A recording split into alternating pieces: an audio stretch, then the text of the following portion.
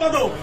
আজকে 14 বছর যে বুকে ব্যথা নিয়ে বেড়াচ্ছে আমার ভাইকে খুনি, সিরিয়াল খুনি শেখ হাসিনা জেলখানায় ঢুকে নিজ হাতে জবাই করে হত্যা করেছিল।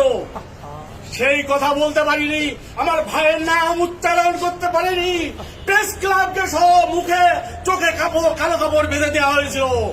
আজকে আপনারা সেই সুযোগ এনে দিয়েছেন, সেই জন্য আজকে আমি এই কথা বলতে চাই যে আমার ভাইয়ের বিচার, আমার ভাইয়ের হত্যার বিচার চাই। শেখ হাসিনাকে ধরে এনে জন আদালতে ফাঁসির মাধ্যমে এই হত্যার বিচার করতে হবে। আর আমার ভাইয়ের নামটা আপনারা জানান, আমার ভাই জাতীয় বীর মেজর ফজলুল হুদা, জাতীয় বীর মেজর ফজলুল হুদা, জাতীয় বীর মেজর ফজলুল হুদা। মুক্তির মহান দিবস ঐতিহাসিক 15ই আগস্ট, মুক্তির মহান দিবস ঐতিহাসিক 5ই আগস্ট, 2টা আগস্ট আমরা পেয়েছি। লাল আগস্ট জিন্দাবাদ।